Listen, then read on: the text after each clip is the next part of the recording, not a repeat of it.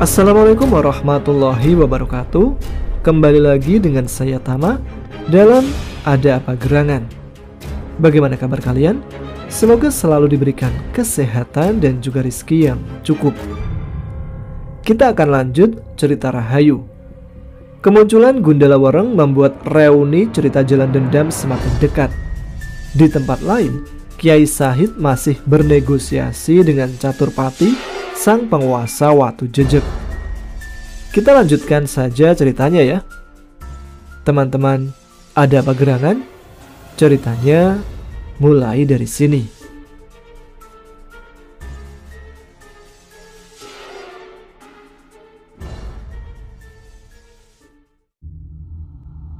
Malam kian larut. Mendung yang menutupi langit membuat suasana di pondok Kiai Sahid semakin mencekam. Kiai Sahid telah berada di luar dan sedang berunding dengan Ki Patak Krewak, Wisnu Murti, Mercu Jiwa, Satria Pemanah, Narayana, Lurah Condrogeni, Banyuwana, dan pemimpin kelompok yang lain. Bagaimana dengan Laskar Durga, Kelabang Kapipit, dan Bromo? Tanya Kiai Sahid. Jangan harapkan mereka, Kiai. Sepanjang posisi aman, kelompok egois itu tidak akan peduli walau rumah mereka hancur, ujar Condrogeni, pemimpin Laskar Puter Geni dengan ketus. Jangan begitu, Geni. Masalah kali ini berbeda. Meski kita sering berselisih paham dengan Durga, Bromo, dan sekutunya, aku masih berharap mereka mencintai tempat lahir dan leluhurnya ini, ucap Bayuwono. Condrogeni akan membantah, tapi ia segera diam manakala Dyah Lintang Sumunar, sang istri, menginjak kakinya. Ega yang tampak sengaja melihat hal itu tersenyum. Kekuatan cinta memang luar biasa. Bahkan Condrogeni yang terkenal berangasan pun tidak berkutik hanya dengan injakan kaki istrinya. Tiba-tiba tercium bau bangkai yang sangat menyengat. Semua yang ada di tempat itu seketika bangkit dan bersiap menghadapi serangan. Pintu depan pondok terbuka. Kiai Sahid menoleh. Dia tersenyum saat melihat Caturpati melangkah keluar dalam wujud aslinya sebagai manusia berwajah 4 dan bertangan 8. Kau sudah mengambil keputusan, Pati? Tanya Kiai Sahid memastikan. Bau bangkai ini yang membuatku harus keluar, Kiai.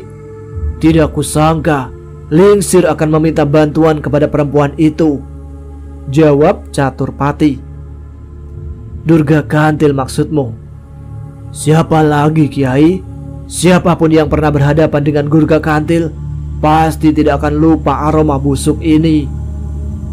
Kiai Sahid mengelus jenggotnya. Ini akan menjadi malam yang melelahkan, tapi semoga saja tidak berakhir dengan kesedihan, bisiknya. Patak Krewak mendekati Caturpati. Dua makhluk yang pernah bertarung mati-matian itu saling tatap.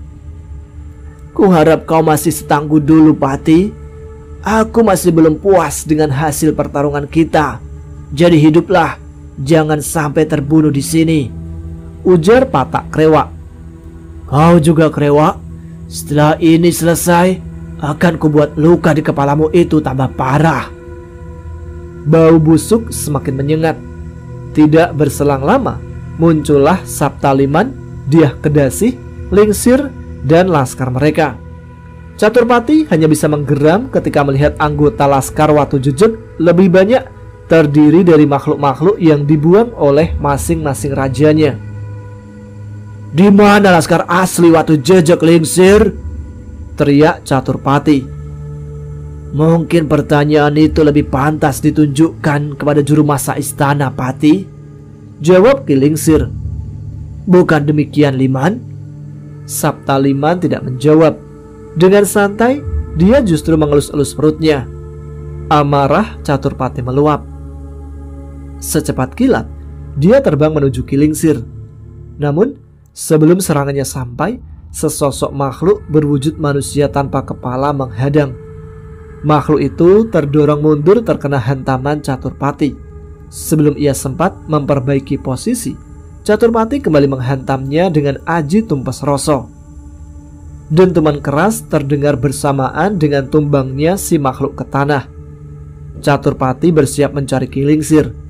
Akan tetapi, betapa terkejutnya dia ketika melihat si makhluk kembali bangkit dan menyerang. Itu ilmu salin jiwa, Pati. Kau harus menemukan kepalanya. Di sanalah nyawanya berada. Terima kasih atas petunjuknya, Kiai, bisik Caturpati sambil melompat mundur. Sejak Caturpati menyerang, pertempuran otomatis dimulai. Kilingsir memilih berhadapan dengan Tanggap. Begitu sampai di depan Tanggap, dia langsung membaca mantra panguncen milik Nyai Tedung. Akan tetapi, usahanya gagal. Tanggap justru menyerangnya dengan ganas. Kilingsir tidak tahu jika batu mistika yang ditanam di tubuh Tanggap telah ditarik oleh Kiai Sahid. Pedang Tanggap bergerak melingkar-lingkar seperti pusaran yang akan menghancurkan apapun yang tertarik masuk ke dalamnya. Ki Waskita menamakan ilmu ini Karma Cakra. Kilingsir yang pada dasarnya tidak berilmu tinggi dengan cepat terdesak. Hampir saja lehernya tertebas. Ia selamat karena ditolong oleh sepasang Sosromolo. Melihat Tanggap melawan dua Sosromolo, Vika langsung membantu. Sadar jika lawannya sangat berbahaya, Vika segera mencabut kerisnya. Senjata berlekuk tiga itu memendarkan ratusan titik cahaya di seluruh wilayahnya. Ketika melihat keris Vika, sebuah hal aneh terjadi. Sosromolo yang biasanya tidak kenal takut bergerak mundur. Vika tidak memperdulikan itu. Dengan terengginas, dia bergerak maju menyerang. Keris di tangannya bergerak lincah seperti burung walet yang memburu mangsa. Tujuannya hanya satu, menemukan titik mati Sosromolo. Di sela pertarungan, dia memberitahu Tanggap kelemahan Sosromolo lewat aji pameling. Di tempat lain, Sasmita bertarung bersama Condrogeni dan pasukannya. Lawannya adalah Ki Dudung, dukun pemilik Aji Kalaku. Ilmu ini bisa memanggil puluhan, ratusan, dan bahkan ribuan perewangan. Jumlah perewangan yang bisa dikerahkan tergantung perjanjian si dukun dengan pemberi ajian. Ki Dudung dengan pongahnya menyaksikan pertempuran Sasmita dan Laskar Condrogeni dengan para perewangannya. Ia yakin demit-demit itu bisa mengalahkan Sasmita dan kawan-kawannya dengan mudah. Ini baru pembukaan, burung bengek. Setelah itu akan datang lebih banyak lagi, seru Ki Dudung sambil berkaca pinggang. Menjauhlah sedikit Ki Condro agar aku bisa leluasa menggunakan senjataku, ujar Sasmita. Condrogeni meloncat ke samping. Setelah dirasa aman, barulah Sasmita mengurai rantai berbandul cakra dari pinggangnya. Ia memutar senjata itu di atas kepala, lalu ke segala arah. Tubuh Sasmita seperti dikelilingi cahaya putih kebiruan.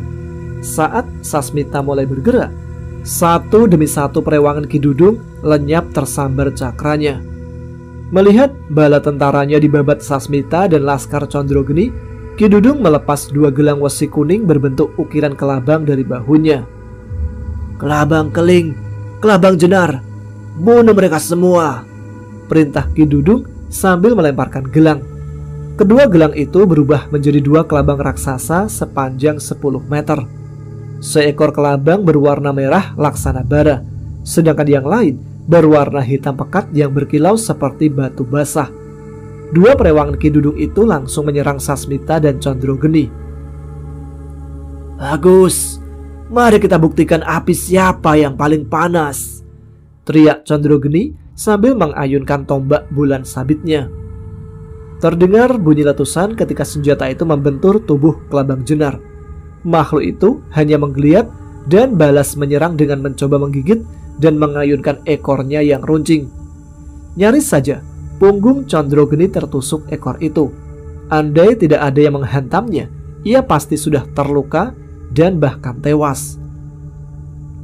Tanpa melihat, Condrogeni tahu siapa sosok yang kini beradu punggung dengannya. Bromo Labu Geni, tidak kusangka hari ini aku akan diselamatkan oleh musuhku sendiri. ucapnya.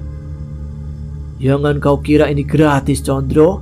Aku akan menagih nantinya, jawab Bromo. Di lokasi lain, Sasmita sedang berjuang melawan kelabang keling. Berulang kali cakranya berhasil mematuk tubuh makhluk itu, tapi tak membuahkan hasil berarti. Senjata Sasmita seolah tidak berdaya menghadapi kuatnya kulit pelindung tubuh si kelabang. Beberapa kali, justru dialah yang harus susah payah menghindari serangan kelabang keling. Tidak ada satupun yang sempurna di semesta ini, Sas. Satu-satunya kesempurnaan hanyalah milik Sang Pencipta semesta. Tiba-tiba saja, Sasmita seolah mendengar kembali wajangan Ki Waskita kepadanya. Sambil terus menyerang, Sasmita berusaha mengamati dan mempelajari kelabang keling. Setelah beberapa lama, dia mulai bisa menduga kelemahan makhluk buas itu. Tanpa pikir panjang, Sasmita menggerakkan cakranya ke titik-titik sambungan tubuh kelabang keling.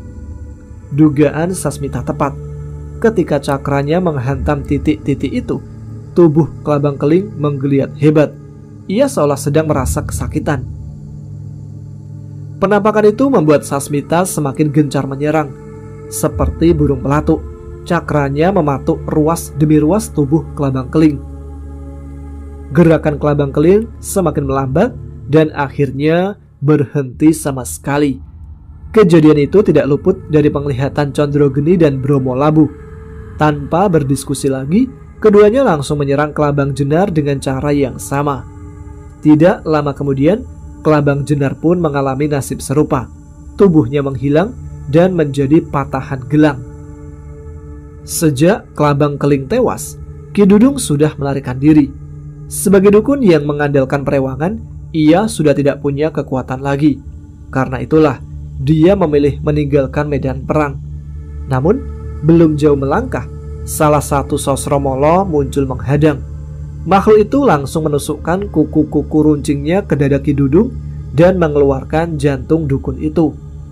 Tanpa sepengetahuan Ki Dudung, Nyai Durga Kantil telah menempatkan sebagian Sosromolo untuk berjaga di luar palagan. Atas perintah Ki Lingsir, tidak ada satu makhluk pun yang boleh meninggalkan alas Pringetan sebelum perang usai. Sementara Condrogeni bertarung dengan kelabang jenar, Dyah Lintang sedang menghadapi Dyah Kedasih. Pertarungan dua perempuan bangsa jin ini tidak kalah ganasnya dengan suami-suaminya. Tombak pendek Dyah Lintang berusaha menghantam senjata Dyah Kedasih yang berbentuk sepasang cakar bertangkai. Dyah Kedasih yang hari-harinya diisi dengan bersolek jelas bukan tandingan Dyah Lintang. Dengan cepat dia terdesak dan hanya bisa berjuang mempertahankan diri dari tikaman lawannya. Berulang kali bekas istri Tunggul Pati itu berteriak meminta bantuan kepada Saptaliman. Namun, kondisi suami barunya itu juga tidak lebih baik. Saptaliman juga sedang mati-matian bertarung melawan Patak Krewak. Di sisi yang lain, Ega bertemu dengan lawan yang tangguh. Sosok kurus berkepala botak itu bernama Aki Jerangkong, penguasa mantra Rogowelut dan Aji Lembu Sekilan. Dua ilmu ini membuat tubuh Aki Jerangkong nyaris tak bisa tersentuh. Tikaman demi tikaman yang dilakukan Ega terhenti oleh perisai Lembu Sekilan. Sebaliknya, tubuh Ega beberapa kali harus terhantam oleh pukulan tak berwujud yang dilancarkan oleh Aki Jerangkong. Minggirlah, Mak, biar aku yang akan melawannya. Sudah lama aku ingin menjajal kehebatan Lembu Sekilan. Tanpa menunggu persetujuan Ega, sosok berwujud buto bertubuh putih berbulu kemerahan itu langsung mengayunkan pedang katkanya ke arah Aki Jerangkong. Benturan antara pedang dan perisai Lembu Sekilan menghasilkan suara letusan. Romo Kukup, apa yang membuatmu hadir? Batin Ega yang mengenali si buto sebelum melompat pergi. Pedang Katga itu ternyata berhasil menembus perisai Aki Jerangkong dan langsung menghantam tubuhnya. Namun, alih-alih terluka, tubuh Aki Jerangkong justru menyesuaikan diri dengan serangan Katga. Menarik. Ini lebih menantang dari Aji Welut Putih, gumam Bromo Kukup. Kau tidak tahu siapa aku, ha? Berani-beraninya makhluk rendah sepertimu mencari gara-gara, seru Aki Jerangkong. Bromo Kukup menyeringai. Lagamu seperti pejabat gila hormat bangsa manusia saja, Mbah. Kemana-mana sibuk mencari pengakuan dan mengakukan diri, seolah-olah setiap orang wajib tahu siapa nama, jabatan, dan status sosialnya. Aku tidak tahu namamu dan tidak butuh untuk tahu juga. Satu hal yang pasti, aku akan membuat tempat ini menjadi kuburanmu. Wajah Aki Jerangkong merah padam. Sepanjang hidupnya, ia tidak pernah dihina seperti itu, apalagi oleh bangsa jin. Mulutnya pun komat kamit membaca mantra. Begitu bibirnya berhenti bergerak, sebatang tombak Trisula tergenggam di tangannya. Meski pusaka ini tak sedahsyat Tripa Lebur Bumi, aku yakin dia mampu untuk melumatmu, ancam Aki Jerangkong dengan marah. Bromo Kukup tertawa dan langsung melompat sambil mengayunkan katkanya. Kali ini dengan dilambari oleh ilmu andalan keluarga Bromo, Aji Sabda Agni. Dari tempatnya, Nyai Durga Kantil mengawasi para Sosromolo yang sedang bertarung di Palagan. Sejak perang di Baluran yang membantai pasukannya, Nyai Durga Kantil menghabiskan waktunya untuk memperdalam ilmu dan mencari budak baru. Sebuah hal yang tidak mudah, tapi memang harus dilakukan jika ia ingin mempertahankan nama besar dan kekuasaannya. Ketika melihat satu persatu Sosromolo tumbang di tangan Kiai Sahid, Nyai Durga Kantil pun geram dan memutuskan turun tangan. Secepat kilat, dia melayang ke medan laga. Akhirnya kau muncul juga, Nyai, sapa Kiai Sahid. Kau yang memaksaku, Kiai. Sekarang aku terpaksa harus membunuhmu. Nyai Durga Kantil menghunus patremnya. Samar-samar terlihat asap mengepul dari patrem itu. Asap itu semakin lama semakin menebal. Demikian juga dengan bau busuknya. Tidak lama kemudian, tubuh Nyai Durga Kantil pun lenyap diselimuti kabut asap. Aji kukusan, bisik Kiai Sahid sambil mempersiapkan diri. Dari balik kabut asap itulah Nyai Durga Kantil dan Sosromolo menyerang Kiai Sahid. Patremnya menikam dari berbagai arah. Akan tetapi, belum ada satupun serangan mereka yang mampu melukai Kiai Sahid. Tubuh laki-laki itu seolah terbuat dari kapas yang sangat ringan dan sangat sulit untuk disentuh. Nyai Durga Kantil meradang. Harapannya untuk membunuh Kiai Sahid dengan kabut beracun dan serangan tersembunyi gagal. Tidak punya pilihan lagi. Dia merapal mantra Kalaugra. Seketika itu juga, wujud Nyai Durga Kantil berubah menjadi raksasa setinggi 5 meter, bersenjata obor dan seuntai kalung yang terbuat dari rangkaian ratusan tengkorak manusia. Rambutnya yang panjang sampai ke tanah bergerak-gerak seperti memiliki kehidupan sendiri. Seolah dikomando, para Sosromolo yang ada di sekitar tempat itu bergegas menjauh. Gelagat mereka seolah merasa ketakutan dengan wujud baru dari majikannya sendiri. Tiba-tiba saja rambut Nyai Durga Kantil bergerak menyebar ke segala arah. Helai-helai rambut itu mengincar siapapun yang bisa diraihnya, termasuk Sosromolo. Setelah berhasil menusuk atau melilit mangsa, rambut itu kembali. Nyai Durga Kantil lalu memakan semua makhluk yang dibawa dengan lahap, hidup atau mati. Saptaliman yang saat itu sedang bertarung dengan Bayuwana tidak bisa menahan kemarahannya ketika melihat Nyai Durga Kantil juga memangsa pasukannya. Perempuan goblok, matamu tidak bisa melihat kawan atau lawan, ha? Umpatnya. Sudah tahu goblok, kok masih dipekerjakan juga? Berarti kamu lebih goblok dari dia, Liman, ejek Bayuwana. Tanpa diperintah, semua makhluk segera pergi menjauhi Nyai Durga Kantil, kecuali Kiai Sahid dan 2 sosok berwujud buto perempuan bersenjata pedang. Durga nguwuh, Durga ngeri, Kalian datang sebagai kawan atau lawan? Tanya Kiai Sahid. Kali ini sebagai kawan, Kiai. Kalaugra tidak boleh dibiarkan menggila di sini, jawab Durga Ngeri. Baiklah kalau begitu, tapi biarkan aku melawannya sendirian. Kalian bantu saja yang lain. Jangan meremehkan kami, Kiai, ujar Durga Nguwuh yang merasa tersinggung. Aku tahu kemampuan kalian, Durga, tapi aku juga tidak ingin senjataku nanti salah sasaran dan mengenai kalian. Durga Ngeri dan Durga Nguwuh menggeram lalu pergi.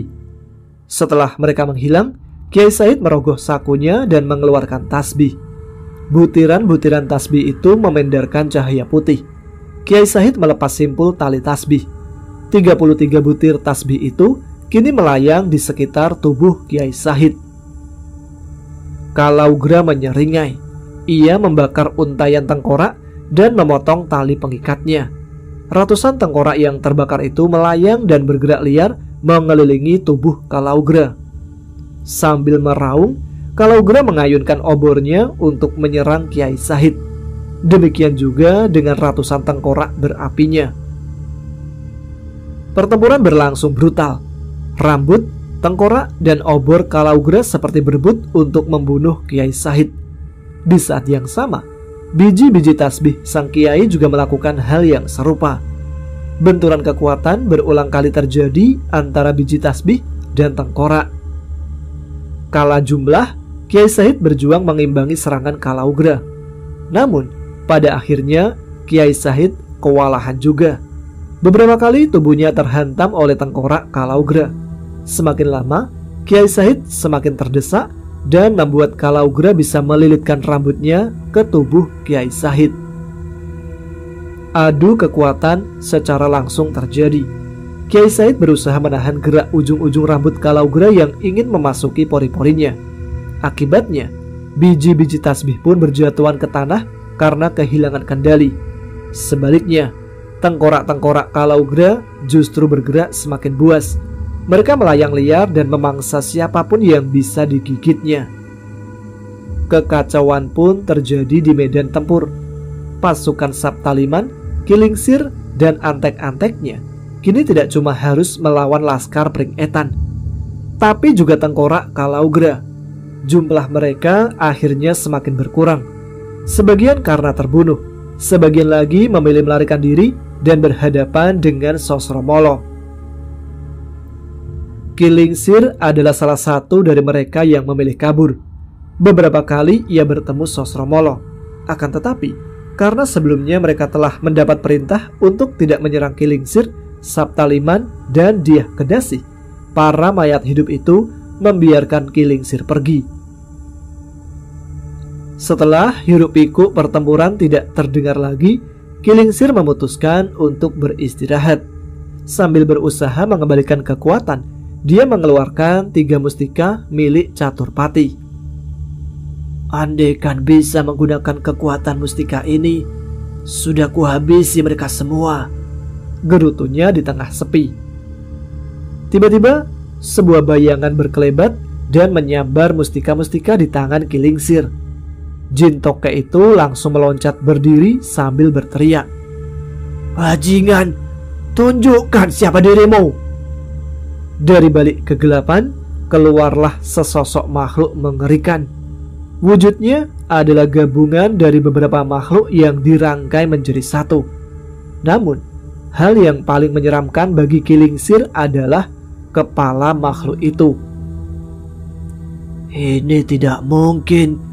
Kau sudah mati, Tunggul Pati," serunya. Tunggul Pati menyeringai. "Kesalahan terbesarmu adalah tidak menghanguskan kepalaku, Lingsir. Dan kini kau harus membayar kesalahan itu dengan nyawamu." Kilingsir ketakutan.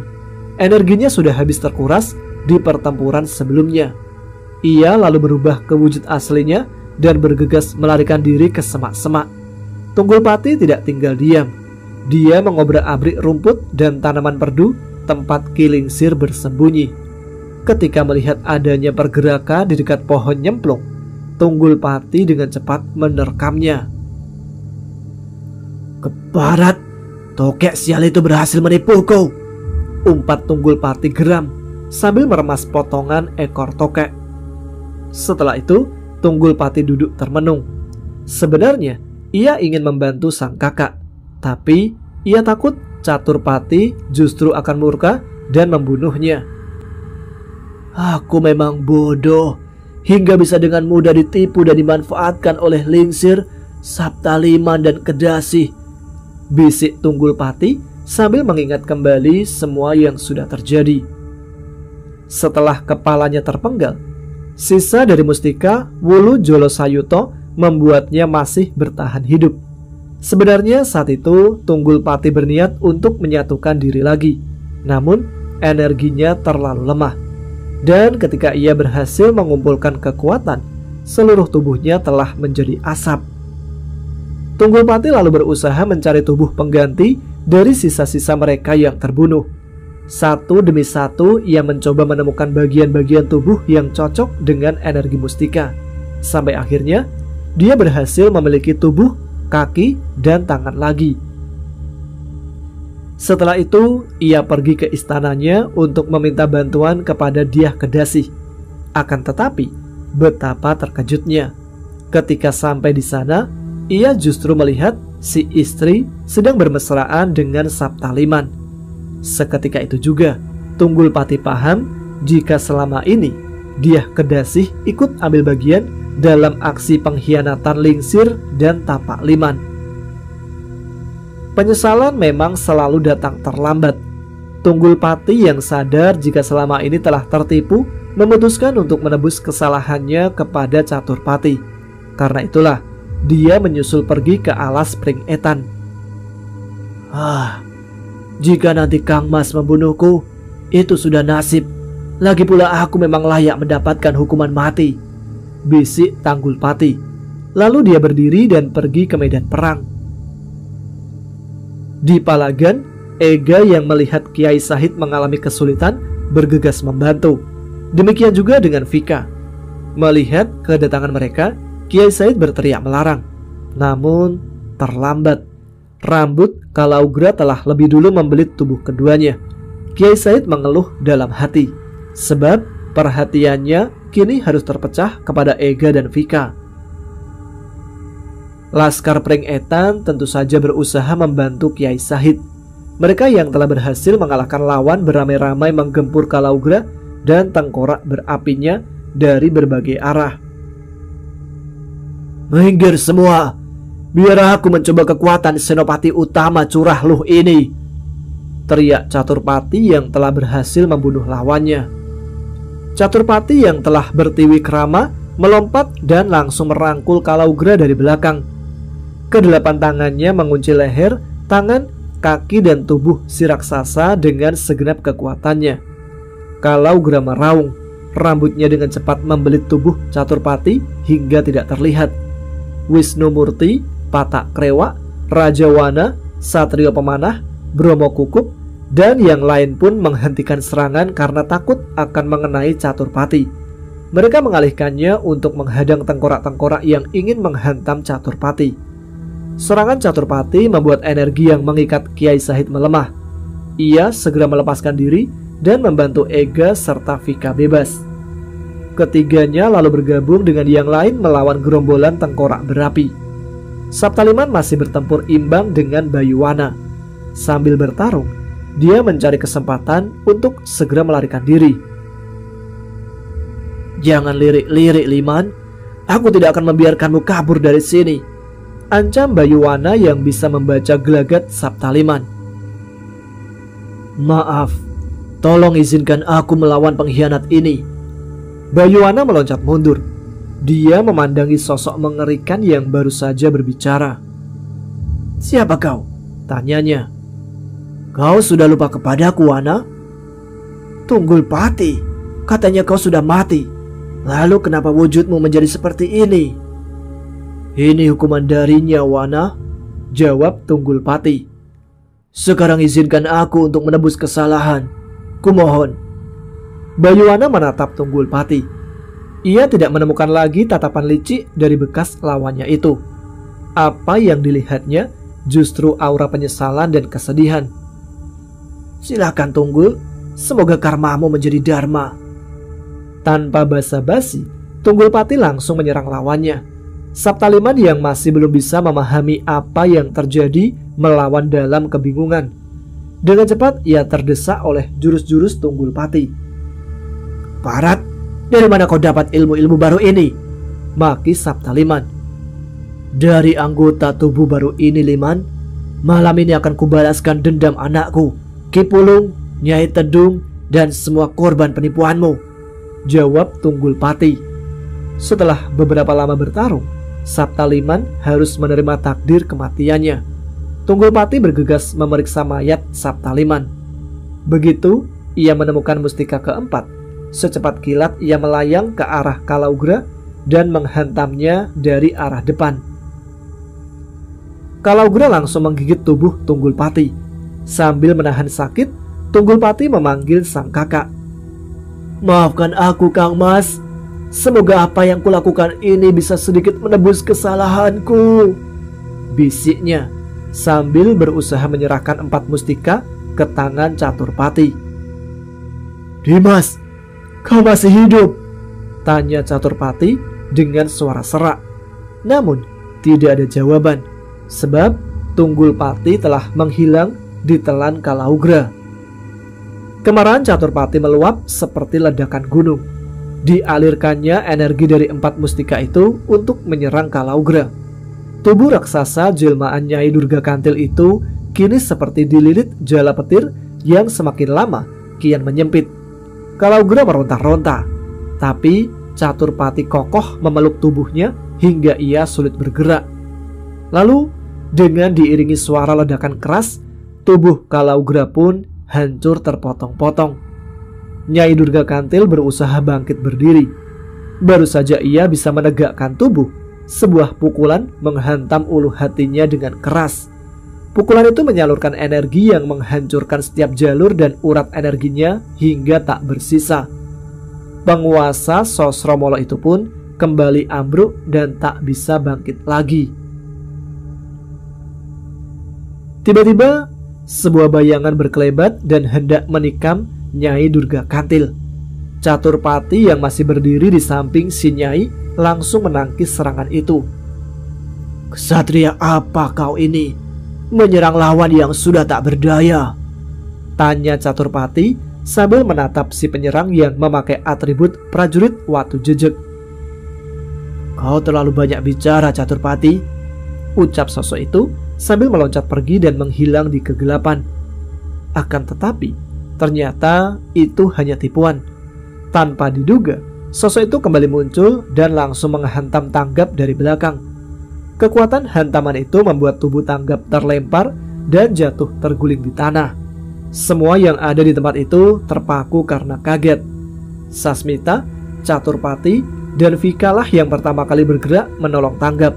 Sedangkan Kiai Sahid, Patak Krewak, Condrogeni, serta anggota laskar yang lain menyebar mencari si pelaku.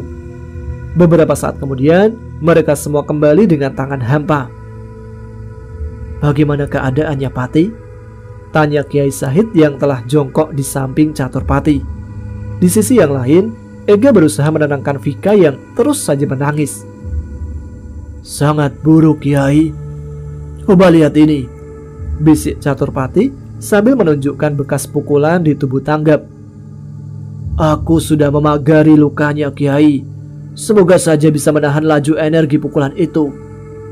Kiai Said menatap 5 garis ke atas dan 1 garis lain menghadap ke bawah yang tercetak di punggung Tanggap. Sekilas, garis-garis itu mirip dengan kerangka daun kluwih. Perguruan Ron Kluwih, desis Kiai Sahid.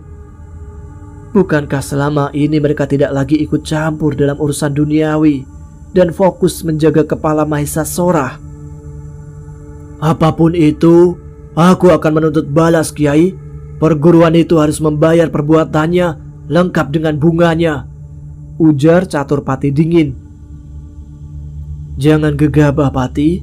Lihatlah kondisimu sekarang. Kau hanya akan menghantarkan nyawa jika nekat pergi ke sana, saran Kiai Sahid. Lagi pula, aku masih belum yakin jika ini benar-benar perbuatan utusan Resi Panimbal. Di tengah kondisi kacau seperti sekarang, ada baiknya kita lebih hati-hati. Siapa lawan dan siapa kawan sangat sulit untuk dibedakan. Sebaiknya kau pulihkan dulu dirimu. Setelah itu, baru kita bahas lagi urusan perguruan Ron Klui. Mungkin ini ada hubungannya dengan rumor kemunculan Sang Damarpati, Kiai, ujar Sasmita. Sebenarnya, di mana tombak itu akan muncul nanti? Apa benar di Sendang Butung? Bukan, Sas. Iblis itu terkurung di negeri kabut dan diikat ratusan segel pengunci. Sayangnya, kini sebagian besar segel itu telah rusak atau hancur akibat ulah serta keserakahan manusia. Dieng, itukah tempat yang Kiai maksud? Benar, Sas. Tombak itu terpenjara di Dieng.